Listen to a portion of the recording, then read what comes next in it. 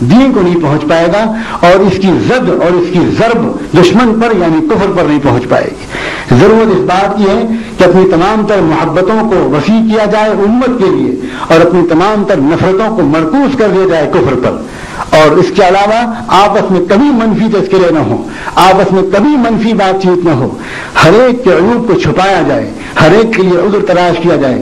حسن بنا رحمۃ اللہ علیہ کا یہ جملہ میرے دل پر نقش ہے، اتہم نفسک الف مرہ والتمس لغیرک العذر الف مرہ، اپنے کو متہم قرار دو 1000 مرتبہ، اپنے کو اپنے سے بدگمان ہو، اپنے کو الزام دو 1000 مرتبہ، اور دوسرے کے لیے عذر تلاش کرو کم سے کم 10 لاکھ مرتبہ۔ واقعہ یہ ہے ہمارے اندر سب سے بڑی کمی اس کی ہے، ہمارے اندر سب سے بڑی کمی اس کی ہے، ہم غیر ذمہ دارانہ تنقیدیں کرتے ہیں، غیر ذمہ دارانہ مذاق اڑاتے ہیں، بغیر تحقیق کے باتیں نقل کرتے ہیں۔ اللہ تبارک و تعالیٰ اس معاملے میں ہمیں سنجیدگی کی توفیق عطا فرمائے۔ زبان کا استعمال پر کیا ہونے والا ہے آخرت میں اگر وہ یاد رہے تو ملت کی وحدت اس طرح پارا پارا نہ ہو۔ غیبت کتنا سنگین گناہ ہے، اگر وہ یاد رہے تو کسی اتحاد المسلمین جیسی انجمن کی کوئی ضرورت نہ پڑے، خود بخود امت کے اندر وحدت پیدا ہو جائے۔ ہمیں اگر پتہ چلے کہ ایک مسلمان کتنا قابل اکرام ہوتا ہے، کتنا قابل قدر ہوتا ہے، ایمانی نسبت کی عظمت ہم پر کھل جائے، ہم پر عیاں ہو جائے، اور ہمیں قدر آنے لگے اس بات کی کہ ایک ایک مسلمان کی محبت ہمارے دل میں آ جائے۔ اللہ تبارک و تعالی ہمیں فائدہ پہنچائے اس گفتگو سے جو اس وقت ہوئی، جو کچھ نہیں کہا جا سکا اسے آئندہ کبھی اس کی تلافی کی توفیق دے، آپ حضرات کو سنجیدگی سے ان اشارات کو سمجھنے کی، اور آپ کے اہل علم کو آپ کے درمیان آئندہ نشستوں میں ان اشارات کی تشریحات کی توفیق دے۔ یہ ایک امانت کے طور پر میں چھوڑ کر جا رہا ہوں، سامنے کچھ ایسے لوگ بیٹھ گئے تھے جن کی وجہ سے ساری گفتگو علمی ہو گئی، یہ ایک بڑی میری کمزوری ہے، اور اس لیے وہ علمی گفتگو اس سے ایسی ہے کہ میں جانتا ہوں کہ بعد میں ان کے اشارات آپ کو ان کے سامنے اس کے لیے بڑی تشریحات کی ضرورت پڑے گی۔ میری گفتگو کا خلاصہ میں ایک بار پھر دہراتا ہوں، یہ ہے جب تک اقامت صلاۃ اور ایتاء زکوٰۃ، نماز اور زکوٰۃ کے عنوان پر پوری انفرادی اور اجتماعی محنتیں مرکوز نہیں ہوں گی، عملاً محمد رسول اللہ صلی اللہ علیہ وسلم والی امت کے مسائل حل نہیں ہو پائیں گے۔ ادھر ادھر سے عارضی حل قرض لینے کی ہمیں ہرگز ضرورت نہیں ہے۔ ہمارے پاس وہ نظام موجود ہے جس سے پوری معاشی اور پوری اخلاقی تنظیم ہم اپنی کر سکتے ہیں، اپنے بچوں کی تربیت سے لے کر اور اپنے تمام معاشی حقوق کا تحفظ ہم کر سکتے ہیں، بلکہ دوسری کمزور قوموں کی ہم خدمت کر سکتے ہیں، دوسروں کو ہم اٹھا سکتے ہیں۔ ہمارے سامنے مؤلفۃ القلوب کا ایک بہت بڑا مصرف ہے، تالیف قلوب کا ایک بہت بڑا باب ہے، اور ہندوستان میں کروڑ لوگ وہ ہیں جو کچلے ہوئے ہیں اوپر کی ذات والوں کے، اور وہ منتظر ہیں کہ کوئی آئے، کوئی اٹھے، کوئی ان پر محبت کی نگاہ ڈالے، کوئی ان کو دعوت کا مخاطب بنائے، کوئی ان کو اس قابل سمجھے کہ وہ ان کے پاس ان کے گاؤں میں جائے، ان کے دیہاتوں میں جائے، ان کی مجلسوں میں داخل ہو اور وہاں ان سے محبت کے ساتھ باتیں کرے۔ اس کے لیے ہمیں جفاکشی کی عادت سیکھنی ہوگی، سادگی کی عادت سیکھنی ہوگی، اللہ کے بندوں سے گفتگو کرنے کا طریقہ سیکھنا ہوگا، اللہ کی مدد کھینچنے والی دعائیں سیکھنی ہوں گی۔ بخدا جب تک ہمارے دلوں میں ان شعبوں کی وحدت نہیں آئے گی، اس وقت تک امت طاقتور نہیں ہو سکتی۔ یہ بڑی بدقسمتی ہے۔ میں اکثر اپنے یہاں کہا کرتا ہوں، جو لوگ اجتماعی خدمت کے جذبہ رکھتے ہیں وہ عبادت اور دعا میں کمزور نظر آتے ہیں، جو عبادت اور دعا کا سلیقہ رکھتے ہیں وہ اجتماعی خدمت کے جذبے سے محروم نظر آتے ہیں۔ یہ کیا بات ہے؟ یہ ادھوری کوشش کب تک چلے گی؟ یہ جب تک ادھوری کوشش ہوتی رہے گی پورا دین زندہ نہیں ہو پائے گا اور کفر پر بھرپور ضرب نہیں پڑ پائے گی۔ ضرورت ہے اس بات کی کہ جہاں سے جو چیز ملے وہ لی جائے۔ میں آخر میں ایک جملہ عزیز تعداد لوگ اس میں موجود ہیں ان تک امانت کے طور پر چھوڑ کر جاتا ہوں، ایک اللہ کے عارف بندے کا ایک جملہ، ایک اللہ کے جب کم سے کم میرے گمان کے مطابق نہایت فہیم بندے کا ایک جملہ جو انہوں نے ایک عالم دین سے کہا تھا، جو اپنی زندگی کے ایک خاص دور سے گزر رہے تھے، اپنی فکر کے خاص اسٹیج سے گزر رہے تھے۔ ایک عارف اور فہیم بندے نے کہا تھا، مولوی صاحب اس زمانے میں ہر دکان پر ہر سودا نہیں ملا کرتا، جو چیز جہاں سے ملے لے لینی چاہیے اور شکر گزار ہونا چاہیے۔ مولوی صاحب اس دنیا میں ہر دکان پر ہر سودا نہیں ملا کرتا، جو چیز جہاں سے ملی لے لینی چاہیے اور شکر گزار ہونا چاہیے۔ کامل کے انتظار میں عمر عزیز کو ضائع کرنا کہاں کی دانش مندی ہے؟ اسی کو سوچیں آپ. میرا ایک طالب علم کی حیثیت سے وجدان ہے کہ امت کے جتنے بھی حلقے کام کر رہے ہیں، جتنی بھی محنتیں، تحریکیں اور کوششیں چل رہی ہیں، سب کے پاس کچھ ایسی خوبیاں ہیں جو دوسرے کے پاس نہیں. اگر کوئی یہ دعویٰ کرتا ہے کہ ہمارے پاس سب کچھ ہے تو کم سے کم درجے کا لفظ میرے پاس اس کے بارے میں یہ ہے کہ وہ ملت کی وسیع ترین ضرورتوں سے اور اپنے لمیٹیشن سے واقف نہیں، اپنی حدود سے واقف نہیں اور ملت کی وسیع ترین ضرورتوں سے واقف نہیں. اللہ کا یہی انتظام ہے کہ مسلمانوں کی خدمت کے لیے جتنے شعبے درکار ہیں ان سب شعبوں کی طرف خدا نے کسی نہ کسی کو توجہ کر دیا ہے. اور میں تو قرآن کی آیت سے استدلال کرتا ہوں. قرآن کی وہ آیت جس کو لوگ منفی مفہوم میں ہم لوگ پڑھا کرتے ہیں عام طور پر، کل حزب بما لدیہم فرحون، کہ ہر گروہ خوش ہے اس چیز پر جو اس کے پاس ہے. میں یہاں سے ایک تعلیمانہ بات کہتا ہوں، بما لدیہم اس کا مطلب ہے کچھ ہے ان کے پاس. بما لدیہم کا مطلب یہ ہے کہ سم تھنگ از دیئر، کچھ نہ کچھ تو ہے ہی ہے. اگر کچھ بھی نہیں ہوتا تو بما لدیہم تو قرآن کہیں نہیں لگتا تھا. غلطی کیا ہو رہی ہے؟ وہ کچھ ہے، جس کچھ کو وہ کل سمجھے ہوئے ہیں وہ اصل میں جز ہے، وہ کل نہیں. غلطی یہ ہے، قرآن یہ نہیں کہہ رہا کہ کسی کے پاس کچھ نہیں ہے. قرآن یہ کہہ رہا ہے کہ سب کے پاس کچھ ہے لیکن وہ کل نہیں ہے. سارا مسئلہ یہ ہے اس وقت، لَتَتَّبِعُنَّ سَنَنَ مَنْ كَانَ قَبْلَكُمْ شِبْرًا بِشِبْرٍ وَذِرَاعًا بِذِرَاعٍ. اس نبوی آگاہی کی وجہ سے اور اس کی روشنی میں آج امت کو بھی بالکل وہی تنگی اور وہی تعصبات آ گئے جو پچھلی قوموں کے بارے میں قرآن نے نقل کیے تھے. خوب اچھی طرح ذہن میں بٹھا لیجیے. یاد رکھیے، مجھے نہیں معلوم بھٹکل کا علاقہ جنوبی ہندوستان کا علاقہ ہے اور بعض خصوصیات کے لحاظ سے ہندوستان میں بہت انفرادیت رکھتا ہے. میں اس جگہ کے بارے میں تو نہیں کہتا، لیکن بحیثیت مجموعی پورے ہندوستان کے بارے میں ایک بات کہتا ہوں. ہندوستان کے خمیر میں بت پرستی داخل ہے. اس کے مزاج میں یہ ہے کہ کسی نہ کسی کو بت بنائیں گے، مزہ نہیں آتا بت بنائے بغیر. اس کا نتیجہ یہ ہے کہ اگر ہم نہیں بنا سکے بتوں کو اپنا بت تو کسی نہ کسی مفکر کو، کسی نہ کسی جماعت کو، کسی نہ کسی محنت کو، کسی نہ کسی داعی کو، کسی نہ کسی بزرگ، کسی کی پرستش کرنی ہے اور ایسی کرنی ہے کہ وحدہ لا شریک. یہ وہ چیز ہے جس نے امت کی صلاحیتوں کو مکمل ہونے سے اور ایک دوسرے سے خیرات کے تبادلے سے محروم کر دیا. خدا کی قسم، آخری اور پرفیکٹ رہنما کی حیثیت سے اور مکمل رہنما کی حیثیت سے صرف اور صرف مقام سیدنا محمد رسول اللہ صلی اللہ علیہ وسلم.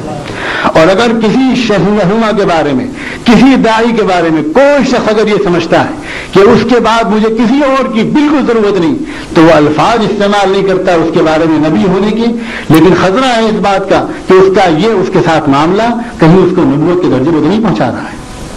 اور یہ بات میں اپنی طرف سے نہیں کہہ رہا ہوں، یہ دو عظیم داعیوں کی آپس کی گفتگو کا ایک باب ہے. جس وقت شاہ اسماعیل شہید رحمۃ اللہ علیہ اور سید احمد شہید رحمۃ اللہ علیہ، آپ جانتے تھے سید احمد شہید عالم دین نہیں تھے باقاعدہ، لیکن اللہ نے ان سے بڑا کام لیا. اور شاہ اسماعیل شہید عالم تھے اور اس کے باوجود سید احمد شہید سے بیعت ہوئے تھے. ایک مرتبہ سید احمد شہید رحمۃ اللہ علیہ نے پوچھا شاہ اسماعیل شہید کہ آپ نماز میں رفع دین کرتے تھے، آج کل میں دیکھ رہا ہوں آپ نے چھوڑ دیا، کیوں چھوڑا آپ نے رفع دین؟ تو شاہ اسماعیل شہید بولے کہ چونکہ آپ نہیں کرتے ہیں اس لیے میں نے رفع دین فی الحال چھوڑا ہے اور ایک سنت کو چھوڑ کر دوسری سنت ہی تو اختیار کی ہے. تو پھر وہ شہید بولے نہیں مولوی اسماعیل صاحب، مجھے خطرہ ہے یہ کہیں شرک فی النبوت نہ ہو جائے، مجھے خطرہ ہے یہ کہیں شرک فی النبوت نہ ہو جائے. جس بات کو آپ دلائل سے زیادہ ثابت سمجھتے تھے، اس بات کے کہ محمد رسول اللہ صلی اللہ علیہ وسلم کا اکثری عمل رفع دین کا تھا قبل الرکوع و بعدہ، میری وجہ سے آپ اس کو چھوڑ رہے ہیں، یہ شرک فی النبوت ہے. یہ ہے وہ بات جس کو میں کہہ رہا ہوں کہ اگر کسی نے کسی حلقے کو بھی، کسی شخص کو بھی ایسا رہنما قرار دیا کہ اس کے بعد کتاب و سنت کے کسی شعبے کے سیکھنے کے لیے ہمیں کسی کی ضرورت نہیں، وہ امت کی وسیع تر تقاضوں سے بھی ناواقف ہیں اور ختم نبوت کی وسعتوں سے بھی ناواقف ہے.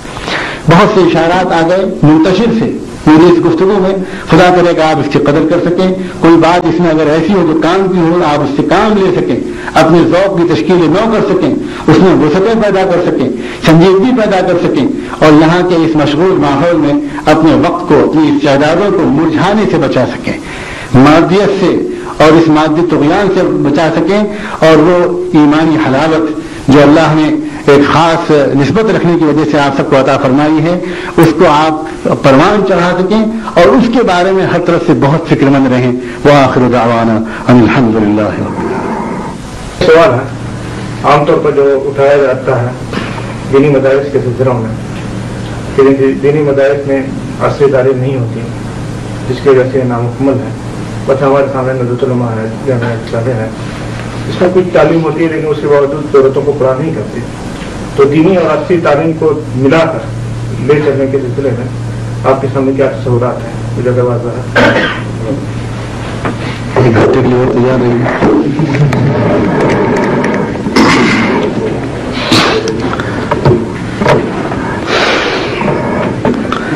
یہ تعبیر جو ہے دینی اور عصری تعلیم، یہ تعبیر ہی خود تعبیر کی غلطی ہے،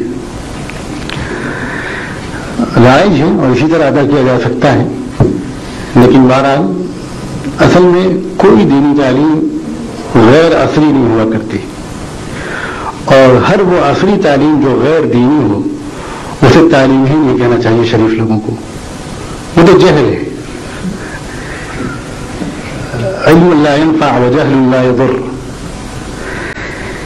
یہ تقسیم جو بھی ہے یہ بہت پرانی نہیں ہے، بالکل نہیں ہے۔ ہندوستان میں جب انگریز آئے ہیں، انگریز کیوں آئے آپ خوب جانتے ہیں، اگر آپ نے انگریزی اسکول میں پڑھا ہے تو ہائی اسکول کی کتابوں میں یہ تک لکھا گیا ہے کہ الائچی اور لونگ کی وجہ سے انگریز ہندوستان آئے تھے، گرم مسالے کی وجہ سے۔ ہاں واقعی سچ کہہ رہا ہوں میں آپ سے، ہسٹری میں لکھا گیا ہے کہ گرم مسالے کی منڈی تھی بہت بڑی سب کانٹیننٹ، اس کی انٹرنیشنل ٹریڈ کے لیے ایسٹ انڈیا کمپنی قائم ہوئی تھی۔ سبحان اللہ، یہ ایک ایسا شعر ہے جس پر داد ہی جانی چاہیے۔ حالانکہ واقعہ کیا تھا، خدا کا شکر ہے انگریزوں کی کچھ عجیب و غریب حماقتیں ہیں، اللہ انہیں اور رحمت کرے۔ ان میں سے ایک یہ ہے کہ اپنے راز خود ہی فاش کر دیتے، لیکن مسلمانوں کی حماقتیں بھی کچھ کم نہیں، وہ پڑھا نہیں کرتے، انہیں فلمی رسالے پڑھنے سے فرصت نہیں۔ اور شوہر دونوں نے مجھ پر ریوالور اٹھایا اور کہا 1 منٹ کے اندر اگر آپ یہاں سے نہیں نکلتے تو ہم شوٹ کر دیں گے۔ اس کے گارڈ نے مجھے اٹھا کر باہر پھینکا، ورنہ شاید اس وقت میں یہ سنانے کے لیے آپ کے سامنے موجود بھی نہ ہوتا۔ اس کے تھوڑے دن کے بعد دوسرا واقعہ پیش آیا۔ ہمارے شہر میں ایک لیڈی ڈاکٹر ہیں جن کا بڑا نرسنگ ہوم چل رہا ہے، اللہ نے ان کو ایک دینی ذوق عطا فرما دیا، مختلف بہانوں سے درس قرآن میں انہوں نے آنے کی پابندی کی۔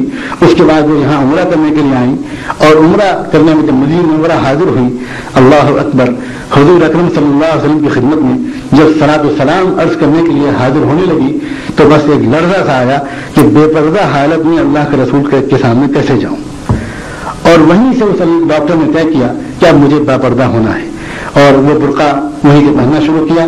واپس آ کر لکھنؤ میں انہوں نے اپنی نرسنگ ہوم کی ترتیب بدلی اور بڑی لگن سے دین کے کام میں لگی ہوں۔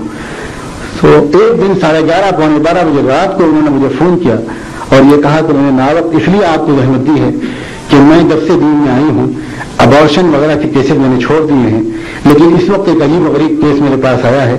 ایک ماں اپنی لڑکی کو لے کر میرے پاس آئی ہے، اور وہ آئی، میں سمجھی نہیں کچھ، میں نے ایگزامن کرنے کے بعد مبارکباد دے دی ماں کو کہ مبارک ہو، آپ کی لڑکی امید سے ہے۔ ماں غش کھا کر گر پڑی، بے ہوش ہو گئی، یہ سوچ کہہ کر کہ میری بچی کی تو ابھی شادی بھی نہیں ہوئی، کیا ہو گیا۔